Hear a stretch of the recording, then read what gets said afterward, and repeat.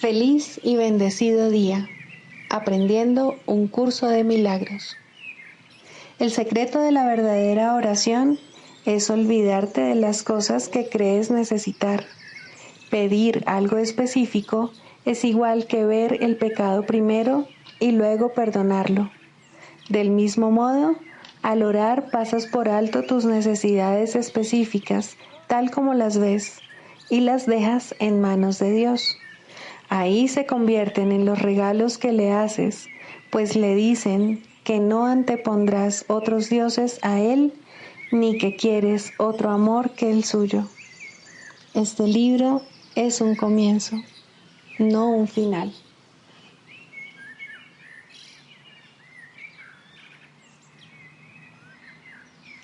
Del prefacio, que postula párrafo 4. Una vez que alguien queda atrapado en el mundo de la percepción, queda atrapado en un sueño. No puede escapar sin ayuda, porque todo lo que sus sentidos le muestran da fe de la realidad del sueño. Dios nos ha dado la respuesta, el único medio de escape, el verdadero ayudante. La función de su voz, su Espíritu Santo, es mediar entre los dos mundos. El Espíritu Santo puede hacer eso porque, si bien por una parte conoce la verdad, reconoce también nuestras ilusiones, aunque no cree en ellas. El objetivo del Espíritu Santo es ayudarnos a escapar del mundo de los sueños, enseñándonos cómo cambiar nuestra manera de pensar y cómo corregir nuestros errores. El perdón es el recurso de aprendizaje excelso que el Espíritu Santo utiliza para llevar a cabo ese cambio en nuestra manera de pensar. El curso, no obstante, ofrece su propia definición de lo que en realidad es el perdón, así como también de lo que es el mundo.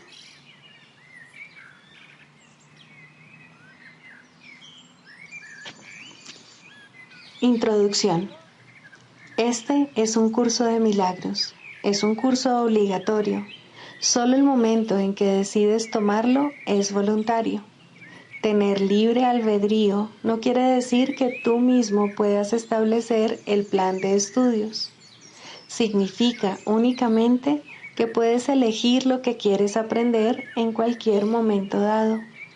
Este curso no pretende enseñar el significado del amor, pues eso está más allá de lo que se puede enseñar. Pretende, no obstante, despejar los obstáculos que impiden experimentar la presencia del amor, el cual es tu herencia natural. Lo opuesto al amor es el miedo, pero aquello que todo lo abarca no puede tener opuestos. Este curso puede, por lo tanto, resumirse muy simplemente de la siguiente manera. Nada real puede ser amenazado. Nada irreal existe. En esto radica la paz de Dios.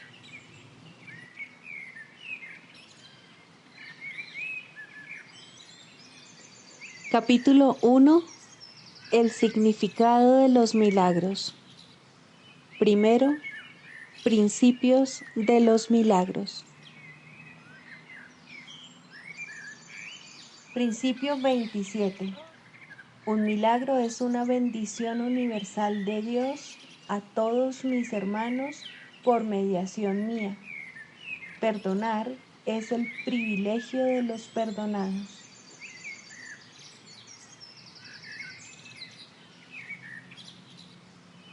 Capítulo 15. El instante santo. 7. El sacrificio innecesario. Más allá de la débil atracción que la relación de amor especial ejerce, y empañada siempre por ella, se encuentra la poderosa atracción que el Padre ejerce sobre su Hijo. Ningún otro amor puede satisfacerte, porque no hay ningún otro amor. Ese es el único amor que se da plenamente y que es plenamente correspondido, puesto que goza de plenitud, no pide nada. Puesto que es totalmente puro, todos los que se unen a él lo tienen todo. Esto no es así en ninguna relación que el ego entabla, pues toda relación que el ego entabla es siempre especial. El ego entabla relaciones con el solo propósito de obtener algo y mantiene al dador aferrado a él mediante la culpabilidad. Al ego le es imposible entablar ninguna relación sin ira, pues cree que la ira le gana amigos. No es eso lo que afirma, aunque ese es su propósito, pues el ego cree realmente que puede obtener algo y conservarlo, haciendo que otros se sientan culpables. Esta es la única atracción que ejerce, pero es una atracción tan débil que no podría subsistir si no fuese porque nadie se percata de ello, pues el ego siempre parece atraer mediante el amor y no ejerce atracción alguna sobre aquellos que perciben que atrae mediante la culpabilidad. La enfermiza atracción que ejerce la culpabilidad tiene que ser reconocida como lo que es, pues al haberse convertido en algo real para ti, es esencial que la examines detenidamente y que aprendas a abandonarla dejándote de interesar por ella. Nadie abandonaría lo que considera valioso, pero la atracción de la culpabilidad es algo valioso para ti debido únicamente a que no has examinado lo que es y, por lo tanto, la has juzgado completamente a ciegas. A medida que la llevemos ante la luz, tu única pregunta será: ¿cómo es posible que jamás la hubiese podido desear? No tienes nada que perder si la examinas detenidamente, pues a una monstruosidad como esa no le corresponde estar en tu santa mente. Este anfitrión de Dios no puede estar realmente interesado en algo semejante. Dijimos anteriormente que el propósito del ego es conservar e incrementar la culpabilidad, pero de forma tal que tú no te des cuenta de lo que ello te ocasionaría, pues la doctrina fundamental del ego es que te escapas de aquello que le haces a otros. El ego no le desea el bien a nadie. No obstante, su supervivencia depende de que tú creas que estás exento de sus malas intenciones. Te dice, por lo tanto, que si accedes a ser su anfitrión, te permitirá proyectar su ira afuera y, de este modo, te protegerá. Y así se embarca en una interminable e insatisfactoria cadena de relaciones especiales, forjadas con ira y dedicadas exclusivamente a fomentar tan solo la creencia descabellada de que cuanta más ira descargues fuera de ti mismo, más a salvo te encontrarás. Esa es la cadena que ata al Hijo de Dios a la culpabilidad y la que el Espíritu Santo quiere eliminar de tu santa mente, pues esta infame cadena no tiene por qué estar aprisionando a aquel que Dios mismo ha elegido como su anfitrión, quien no puede convertirse a sí mismo en anfitrión del ego. En el nombre de su liberación y en el nombre de aquel que desea liberarle, examinemos más detenidamente las relaciones que el ego urde y dejemos que el Espíritu Santo las juzgue verdaderamente, pues es indudable que si las examinas, se las ofrecerás gustosamente a él. Lo que él puede hacer de ellas, tú no lo sabes, pero estarás dispuesto a averiguarlo si primero estás dispuesto a percibir lo que tú has hecho de ella. De una forma u otra, toda relación que el ego entabla está basada en la idea de que sacrificándose a sí mismo, él se engrandece. El sacrificio que él considera una purificación es de hecho la raíz de su amargo resentimiento, pues preferiría atacar de inmediato y no demorar más lo que realmente desea hacer. No obstante, dado que el ego se relaciona con la realidad tal como él la ve, se da cuenta de que nadie podría interpretar un ataque directo como un acto de amor, mas hacer sentir culpable a otro es un ataque indirecto, aunque no parezca serlo, pues los que se sienten culpables esperan ser atacados y habiendo pedido eso, se sienten atraídos por el ataque. En tales relaciones de mentes, la atracción de lo que no deseas parece ser mucho mayor que la atracción de lo que sí deseas, pues cada uno piensa que ha sacrificado algo por el otro y lo odia por ello. Eso, no obstante, es lo que cree que quiere. No está enamorado del otro en absoluto. Simplemente cree estar enamorado del sacrificio. Y por ese sacrificio que se impone a sí mismo, exige que el otro acepte la culpabilidad y que se sacrifique a sí mismo también. El perdón se hace imposible, pues el ego cree que perdonar a otro es perderlo. De la única manera en que el ego puede asegurar la continuidad de la culpabilidad que mantiene a todas sus relaciones intactas es atacando y negando el perdón. Sin embargo, tales relaciones tan solo dan la impresión de estar intactas, pues para el ego lo único que las relaciones significan es que los cuerpos están juntos.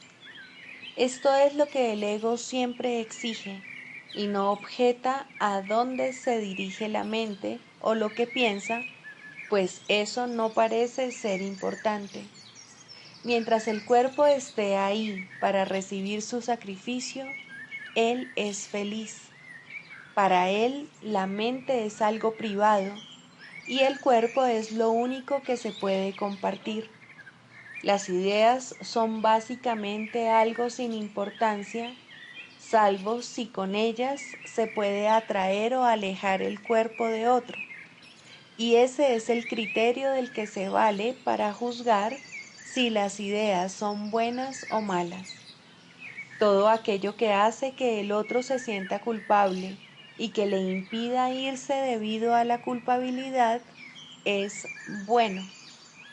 Lo que lo libera de la culpabilidad es malo, pues en ese caso dejaría de creer que los cuerpos se pueden comunicar y por lo tanto se marcharía. El sufrimiento y el sacrificio son los regalos con los que el ego bendice toda unión, y aquellos que se unen ante su altar aceptan el sufrimiento y el sacrificio como precio de su unión. En sus iracundas alianzas, nacidas del miedo a la soledad, aunque dedicadas a la perpetuación de la misma, cada cual busca aliviar su culpabilidad, haciendo que el otro se sienta más culpable, pues cada uno cree que eso mitiga su propia culpabilidad. El otro siempre parece estar atacándole e hiriéndole, tal vez con minucias, tal vez inconscientemente, mas nunca sin dejar de exigir sacrificio. La furia de los que se han unido en el altar del ego es mucho mayor de lo que te imaginas, pues no te das cuenta de lo que el ego realmente quiere.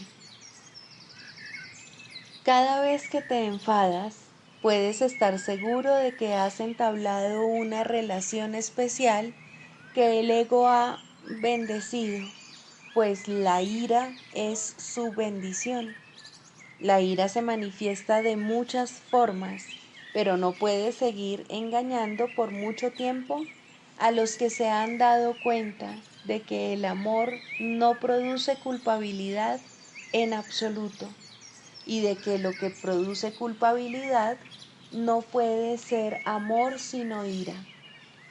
La ira no es más que un intento de hacer que otro se sienta culpable, y este intento constituye la única base que el ego acepta para las relaciones especiales. La culpabilidad es la única necesidad del ego, y mientras te sigas identificando con él, la culpabilidad te seguirá atrayendo.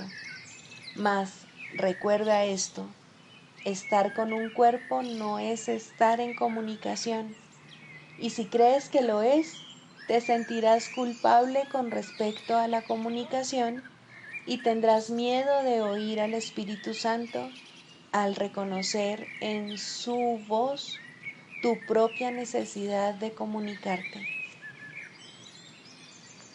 El Espíritu Santo no puede enseñar valiéndose del miedo. ¿Cómo iba a poder entonces comunicarse contigo mientras creas que comunicarte equivale a quedarte solo? Obviamente es una locura creer que vas a ser abandonado si te comunicas verdaderamente. Sin embargo, son muchos los que creen esto, pues creen que sus mentes tienen que ser algo privado o, de lo contrario, las perderían, pero que si son únicamente sus cuerpos los que están juntos, sus mentes siguen siendo suyas.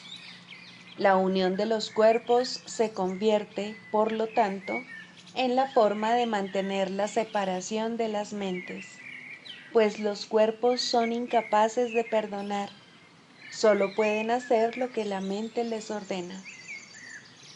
La ilusión de que el cuerpo goza de autonomía y de que es capaz de superar la soledad es tan solo una estratagema del ego para establecer su propia autonomía. Mientras creas que estar con otro cuerpo es tener compañía, te verás obligado a tratar de reducir a tu hermano a su cuerpo y a confinarlo allí mediante la culpabilidad, y te sentirás a salvo en la culpabilidad y en peligro cuando te comunicas, pues el ego siempre enseña que la soledad se supera mediante la culpabilidad y que la comunicación es la causa de la soledad.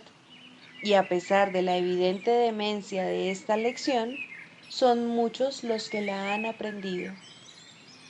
El perdón radica en la comunicación, tan inexorablemente como la condenación radica en la culpabilidad. La función docente del Espíritu Santo consiste en enseñar que la comunicación es la salvación a aquellos que creen que es condenación, y Él llevará a cabo su función, pues el poder de Dios en Él y en ti están unidos en una relación real, tan santa y tan poderosa que puede superar incluso esa creencia sin temor alguno. A través del instante santo es como se logra lo que parece ser imposible, haciendo que resulte evidente que no lo es. En el instante santo, la culpabilidad no ejerce ninguna atracción, puesto que se ha reanudado la comunicación, y la culpabilidad, cuyo único propósito es interrumpir la comunicación, no tiene ningún propósito en él. No hay nada en el instante santo que esté oculto, ni hay en él pensamientos privados.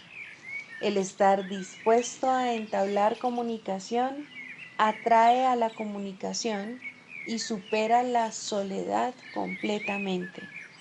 Con esto, el completo perdón se consuma, pues no hay ningún deseo de excluir a nadie de tu compleción, al reconocer de súbito cuán importante es el papel que todos juegan en ella. Bajo la protección de tu plenitud, se invita a todo el mundo y se le da la bienvenida. Y comprendes que tu compleción es la de Dios, cuya única necesidad es que tú seas completo, pues tu compleción hace que cobres conciencia de que formas parte del ámbito de Dios, y en ese momento es cuando te experimentas a ti mismo tal como fuiste creado y tal como eres.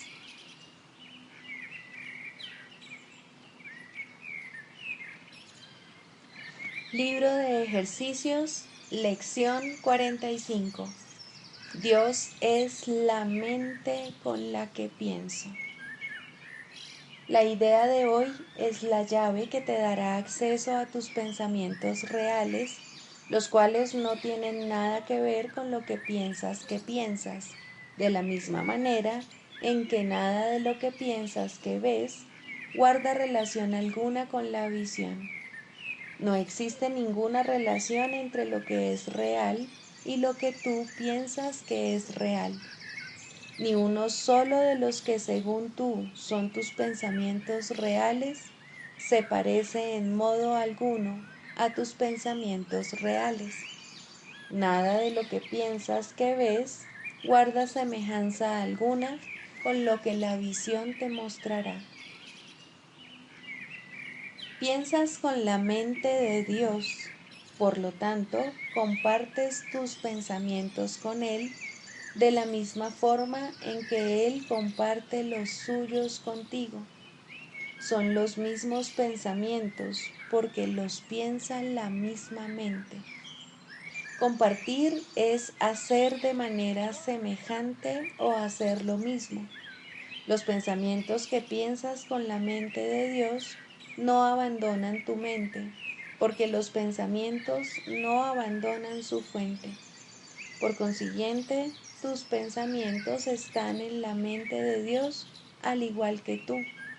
Están en tu mente también, donde Él está.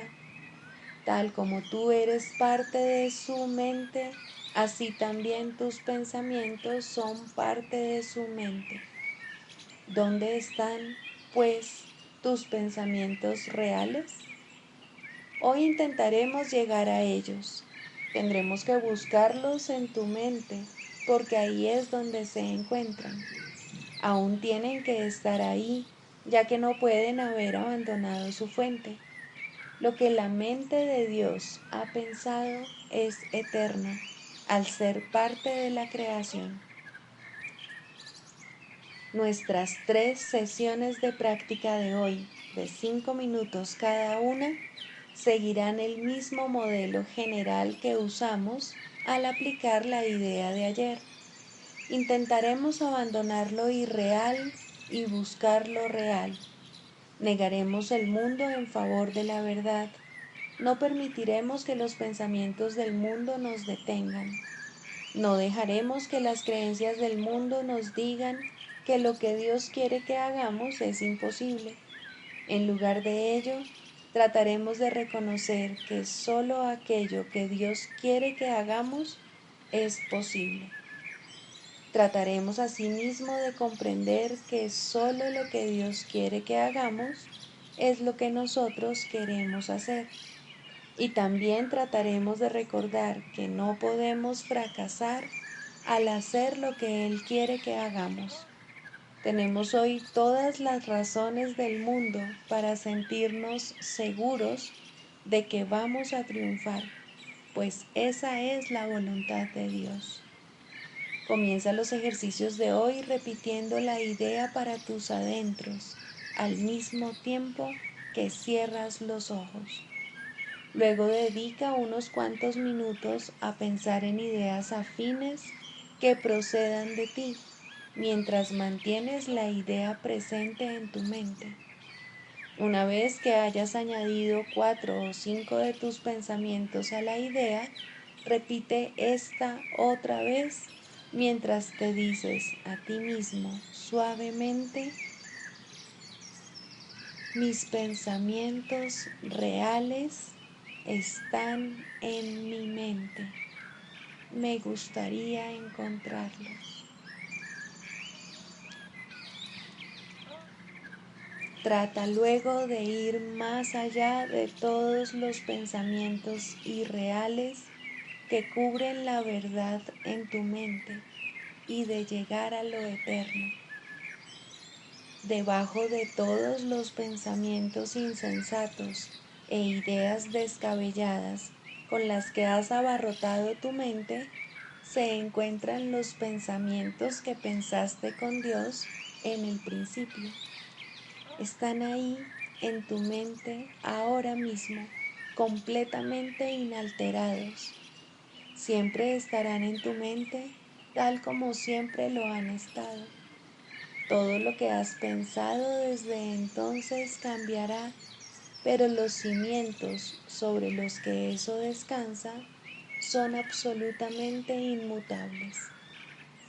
Hacia esos cimientos es a donde los ejercicios de hoy apuntan. Ahí es donde tu mente está unida a la mente de Dios. Ahí es donde tus pensamientos son uno con los suyos. Para este tipo de práctica solo se necesita una cosa: que tu actitud hacia ella sea la misma que tendrías ante un altar consagrado en el cielo a Dios el Padre y a Dios el Hijo, pues tal es el lugar al que estás intentando llegar. Probablemente no puedes darte cuenta todavía de cuán alto estás intentando elevarte. Sin embargo, aún con el poco entendimiento que has adquirido hasta la fecha, deberías ser capaz de recordarte a ti mismo que esto no es un juego fútil, sino un ejercicio de santidad y un intento de alcanzar el reino de los cielos. En las sesiones de práctica cortas de hoy, trata de recordar cuán importante es para ti comprender la santidad de la mente que piensa con Dios. Mientras repites la idea a lo largo del día, dedica 1 o 2 minutos a apreciar la santidad de tu mente. Deja a un lado, aunque sea brevemente, todos los pensamientos que son indignos de aquel de quien eres anfitrión, y dale gracias por los pensamientos que Él está pensando contigo.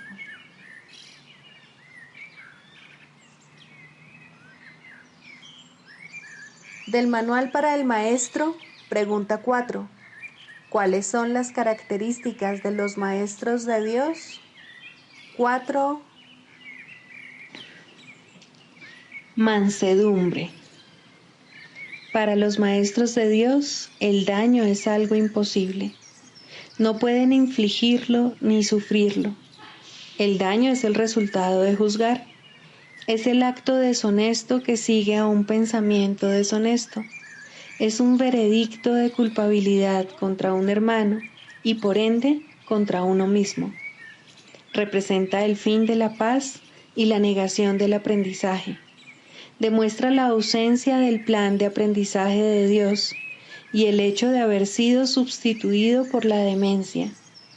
Todo maestro de Dios tiene que aprender, y bastante pronto en su proceso de formación, que hacer daño borra completamente su función de su conciencia. Hacer daño le confundirá y le hará abrigar sospechas y sentir ira y temor.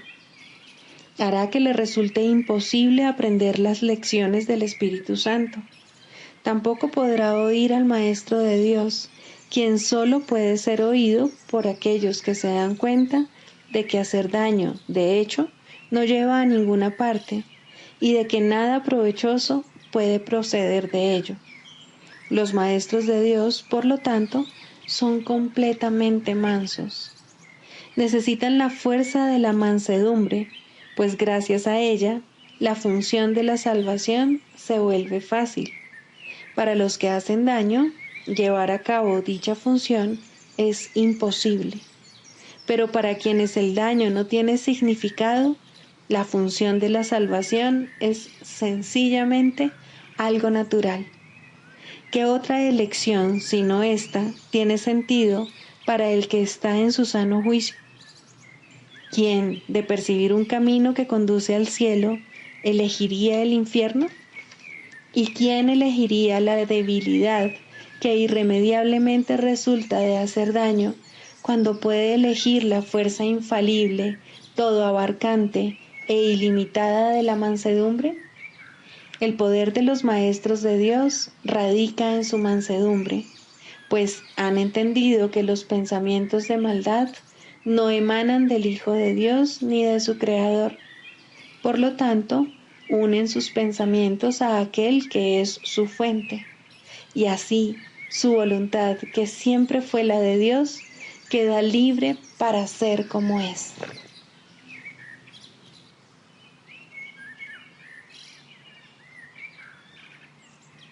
Manual para el Maestro, pregunta 14. ¿Cómo acabará el mundo? ¿Puede realmente tener fin lo que no tiene principio? El mundo acabará en una ilusión, tal como comenzó.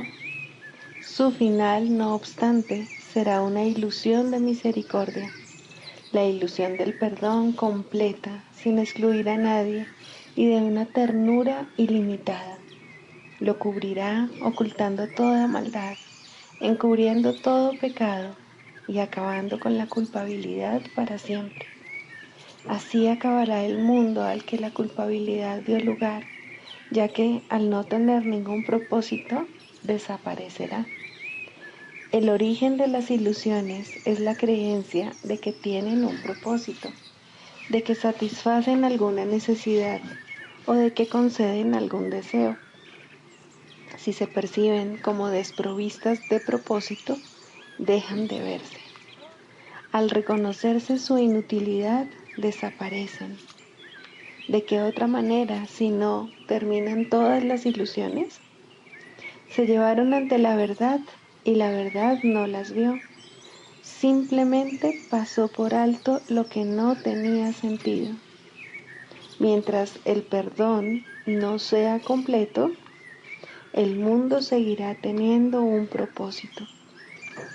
Es el hogar donde nace el perdón, donde crece y donde se vuelve más fuerte y abarcador. Aquí se le alimenta, pues es aquí donde se le necesita. Es benévolo Salvador, nacido donde el pecado fue concebido y donde la culpabilidad parecía real. Este es su hogar, porque aquí ciertamente se le necesita. Él trae consigo el fin del mundo.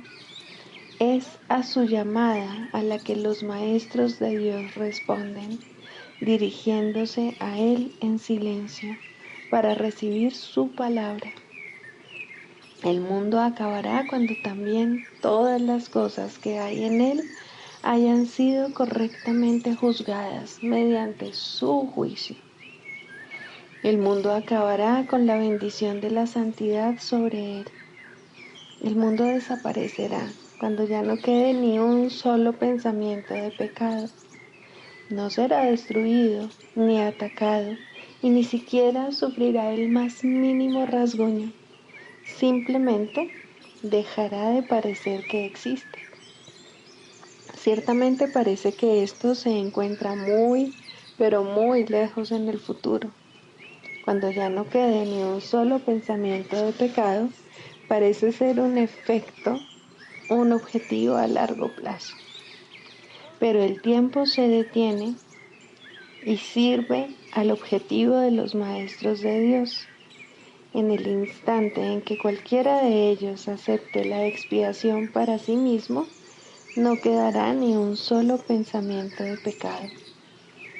Perdonar un solo pecado no es más fácil que perdonarlos todos. La ilusión de que hay grados de dificultad es un obstáculo que el Maestro de Dios tiene que aprender a pasar y dejar atrás. Un pecado que un Maestro de Dios perdone completamente puede consumar la salvación. ¿Puedes comprender esto? No, esto no tiene ningún sentido para los que están aquí. Sin embargo, es la lección final con la que se restaura la unidad. Esto va en contra de la manera de pensar del mundo, pero recuerda que el cielo también va en contra. El mundo acabará cuando su sistema de pensamiento se haya invertido totalmente. Hasta entonces, algunos fragmentos de su totalidad darán todavía la impresión de tener sentido. La lección final, que trae consigo el fin del mundo, no puede ser captada por aquellos que aún no están preparados para abandonar el mundo e ir más allá de su limitado alcance. ¿Cuál es entonces la función del Maestro de Dios con respecto a esta lección final? Simplemente tiene que aprender cómo considerarla y estar dispuesto a encaminarse en esta dirección. Necesita confiar simplemente en que si Dios le dice que esta es una lección que él puede aprender, es porque la puede aprender. No juzga si es difícil o fácil. Su maestro se la señala y él confía en que él le enseñará cómo aprenderla. El mundo acabará con alegría porque es un lugar triste. Cuando la alegría haya llegado, el propósito del mundo habrá terminado. El mundo acabará en paz, porque es un campo de batalla. Cuando la paz haya llegado, ¿qué propósito podrá tener el mundo? El mundo acabará entre risas, porque es un valle de lágrimas. ¿Quién puede seguir llorando allí donde hay risa? Y solo el completo perdón da lugar a todo esto para bendecir al mundo. El mundo partirá en bendiciones, pues no acabará como comenzó.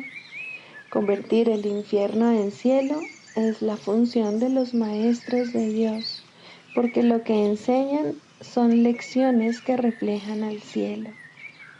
Siéntete ahora por un momento con verdadera humildad y date cuenta de que puedes hacer todo lo que Dios desea que hagas.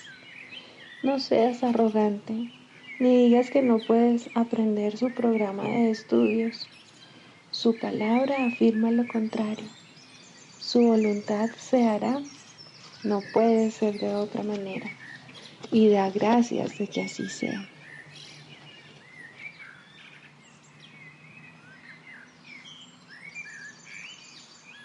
Clarificación de términos. Introducción.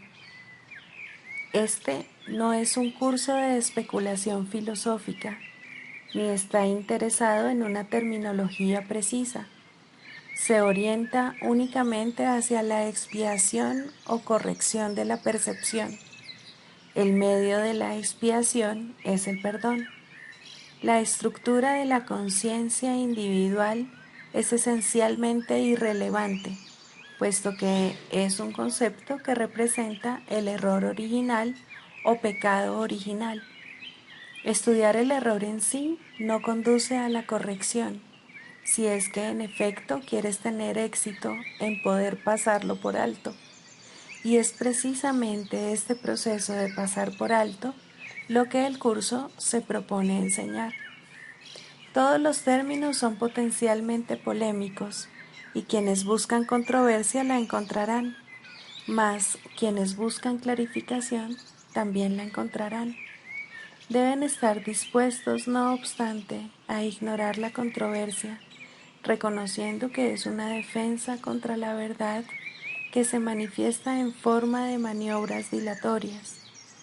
Los argumentos teológicos como tales son necesariamente polémicos, ya que dependen de creencias y, por lo tanto, pueden ser aceptados o rechazados.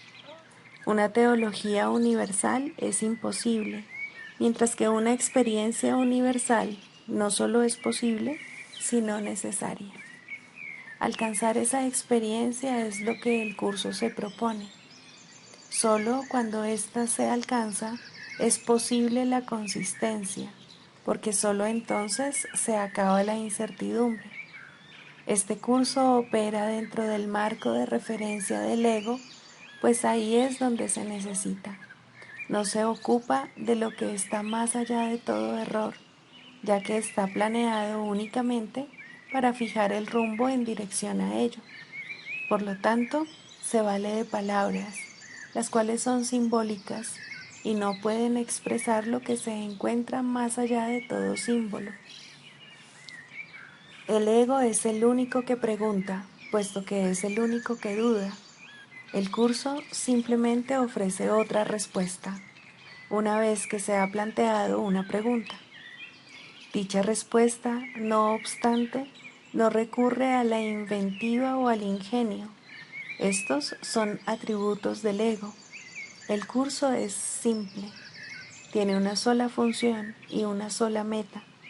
Solo en eso es totalmente consistente, pues solo eso puede ser consistente.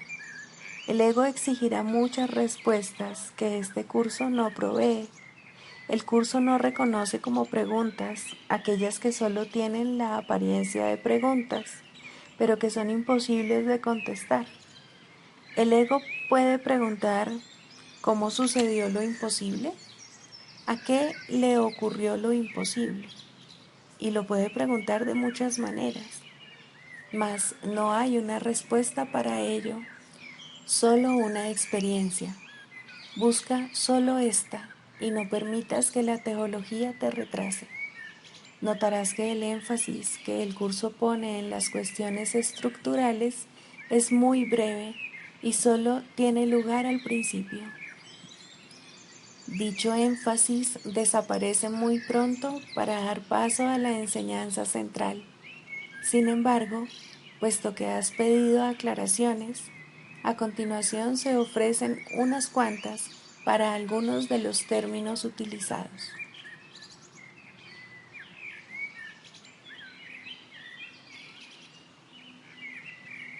Sigamos a Jesús haciendo del perdón algo tan natural como respirar y algo tan vital como el aire. Amén.